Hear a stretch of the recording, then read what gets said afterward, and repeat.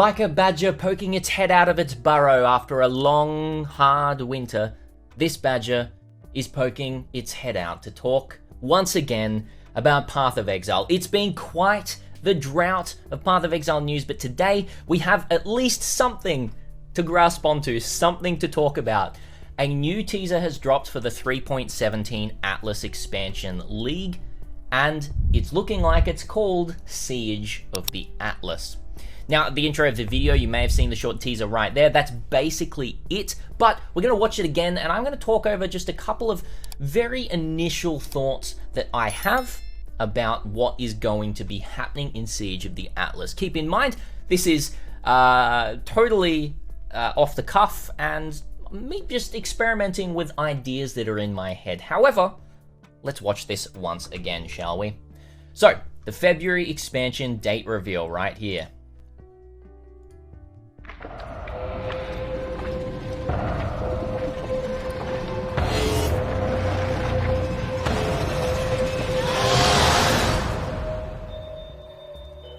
Siege of the Atlas. Now, the live reveal is happening on the 27th of January at 11 AM PST, and that's on twitch.tv/Path of Exile. And then a week later, we are getting the start of the league. Now, what that is going to mean is there's only a week period there of us really knowing what's going to be going on in this expansion, which I think really drives the hype for the league and leaves us basically up until that point to speculate. And that's what we're going to do right here. Now, just before we get into it, we do know, if you played Path of Exile before, over the past year, the Atlas expansion that we were given was the one with the Maven. Now, the Maven is an eldritch being that has come to watch us and be entertained by us, but she is not the only eldritch being. She might be the first to enter our realms, and it's all been very space themed and everything like that, but there is a lot of talk, especially from this character called the Envoy, saying they are coming. She is not the only one, there are more. What we see here is probably the next Maven. I would say that this creature right here is going to be the next Maven boss, and what I mean by that is the true endgame boss of the next year. Now, it might not be the only boss. We might be getting a few new bosses or something like that, but usually with an Atlas expansion like this, it's usually one type of boss, one type of being. Now, it looks very eldritch. You've got these kind of eldritch horror themes and tentacles everywhere, and it's also very sea-inspired, deep sea-inspired, which I find very interesting because space is kind of vast and expansive, and deep sea is also vast and expansive. So it seems to be exploring both directions of all the way into kind of this space celestial realm and all the way deep down into wherever this realm here is. Well, it's probably not going to be the actual sea on Rayclast itself, but some otherworldly sea-like eldritch horror type venue. Now, the tentacles are very reminiscent of things like Elder, but you do notice as playing through, they are a bit different. Now, you also probably noticed that there are a couple of screen shakes. Now, we're actually just going to pause on those screen shakes to try and figure out exactly what is going on. So we can actually go frame by frame right here. If we have a look here on this first shake, it's basically just the boss again. However, there is a flash of the Atlas symbol itself, kind of like a sundial or a moon dial type of situation happening right here. So this is obviously hinting at something that's going to be happening to the Atlas itself, some sort of new end game way to manipulate the Atlas, like we've had Atlas passives before, or other things as well. So that's something really interesting there. It basically just flashes up for, I think, only like 2 frames. So we've got 4 frames basically, but 2 frames of the actual thing itself.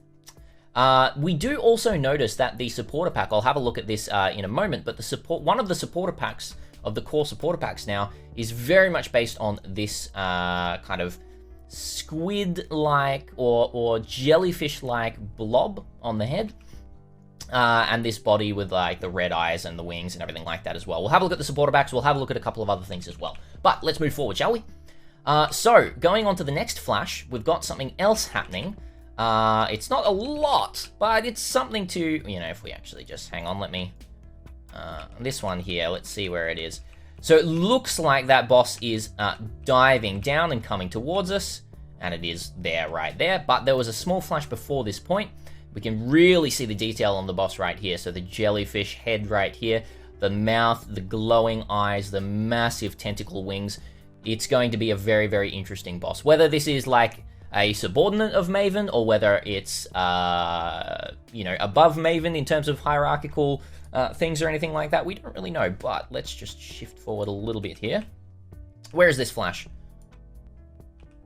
Hang on, let me just play it again just to make sure. Yeah, there we go. Here it is. Coming in right about this area. If I can skip forward. There we go. Okay. So, we've got basically the Maven sitting right here. You can see the Maven's head right here. You can see the arcs of the Maven, the moon kind of crescents, and the kind of Maven orb behind her. So that's definitely Maven right there that we see. So that's basically just indicating that something else is happening, but we also see all of these small little circles happening here. So what could this mean?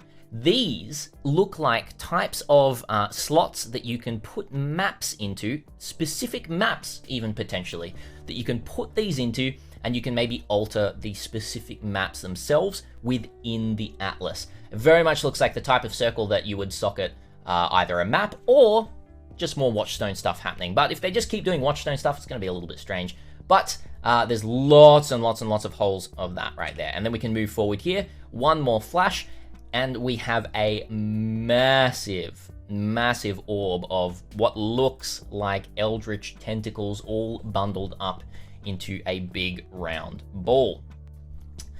We see the Maven here again. We see basically this zoomed in. We see another one of those circles. And that is basically it for those little teasers right there. Now, I think that's it for the rest of the video. And then he kind of just comes down like that. And then at the end here, we basically just see Siege of the Atlas with some nice blue tentacles and a sea behind it. So this very much could be taking place, say for example, after the Oriath shores, because it is on the shores. Maybe we do take some sort of boat ride out into the sea, and that's where something happens at the end there. So instead of actually getting to the Oriath shores of the end game after defeating Cirrus, maybe the end game, maybe Cirrus will kind of be leaving, and we might be getting this other boss in kind of place of Cirrus as the end of the Atlas grind that then allows us to have a ship or something like that, or sail around. Boat League, anyone? Who knows? It's just speculation, but I'm very, very, very excited for the speculation. That's all I really have to say on the video itself. We're just going to quickly talk about a couple of other things here. First of all, I do just want to point out Kitten Cat Noodle. If you want to know more about the Maven and a lot of theories about the Maven and why she's here, definitely check out Kitten Cat Noodles video on the lore series of the Envoy and the Maven in the Echoes of the Atlas. I'm going to put that in the link down below. It's a 30-minute video of a massive deep dive onto all the dialogue of the Maven, of the Envoy, of all of this kind of stuff. Talking about this dialogue though, we can just quickly duck over to the Envoy dialogue itself on PoEDB and just have a little bit of a read through and a listen through of some pretty important conversational things that the Envoy says, or things that the Envoy says to you. So first of all, the first one that I want to draw your attention to is, where is it? This one here, the Envoy Final Conversation B on PoEDB. We'll just listen to this one here. The Maven is a toddler, a nymph, a hatchling that has wandered too far from the nest. Were I to allow you to continue, it would surely call for its progenitor.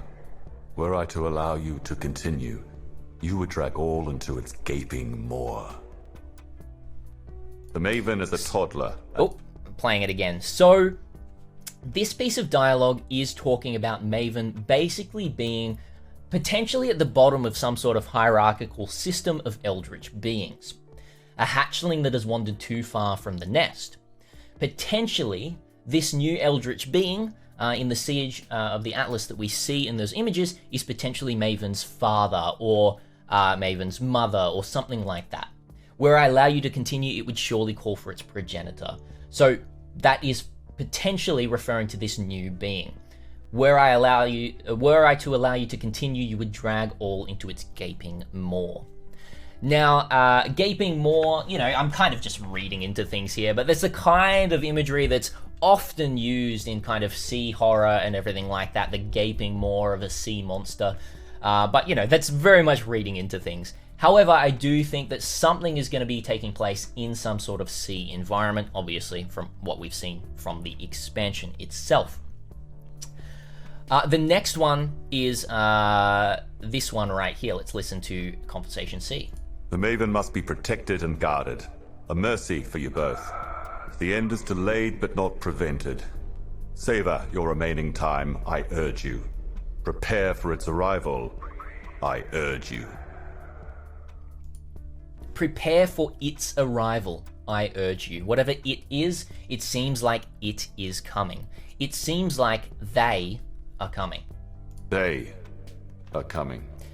This could very much be talking about whatever they are, or the next one in the cycle of they. It seems like GGG has prepared at least this one and potentially even another full Atlas expansion before PoE 2 comes out, just because of the direction of things. So they is a little bit of an indication of potentially more. It could be the singular use of they, we're not really sure, but they seems to indicate in this regard that there's quite a few different Eldritch beings. Whether that means we'll be seeing more than one here, more than what we've seen in the trailer itself, we're not sure, but it seems like that's definitely where all of this is leading. Now, this is really, really easy to find if you want to have a look through all of the Envoy stuff, or you can even go to the Maven stuff. Just type in Google PoEDB Envoy, PoEDB Maven, and then you'll have the text audio that you'll be able to have a look at here, and then you can also have some Envoy topic stuff from other NPCs,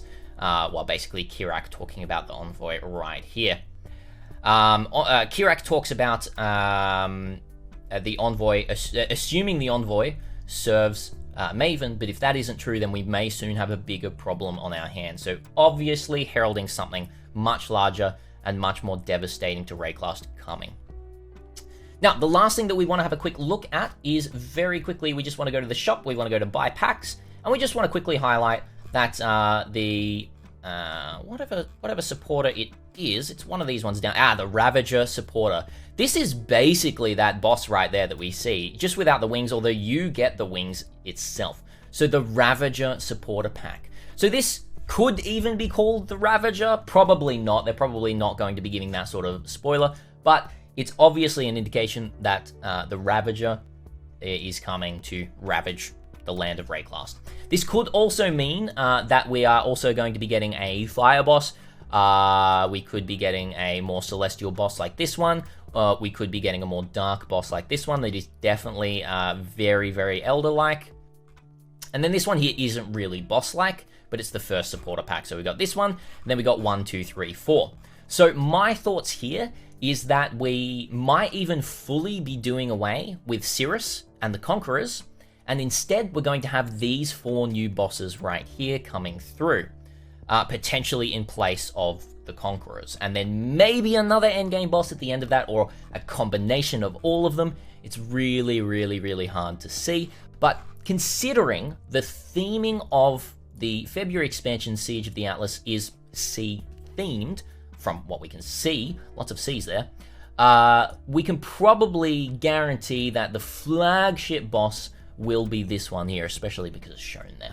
That's all I really have to say. It was a bit of a ramble, but I'm really excited to be back and talking about Path of Exile. There's going to be a lot more videos coming out. I'm going on holiday in 2 days' time for 2 days, so you might not see me for 2 days, but I am live streaming on Twitch at twitch.tv/thisisbadger. We'll be talking about Path of Exile, we'll be playing some TFT and some Monster Hunter up until Path of Exile itself. Then we're going to be theory crafting flat out, going to be releasing build guides, going to be releasing videos, going to be potentially even doing a capped subathon at League Start to herald the return of Badger back to PoE content, which is very, very exciting. Thank you so much for watching, everyone. If you enjoy the content, hit the sub button down below, and remember to leave a like and a comment.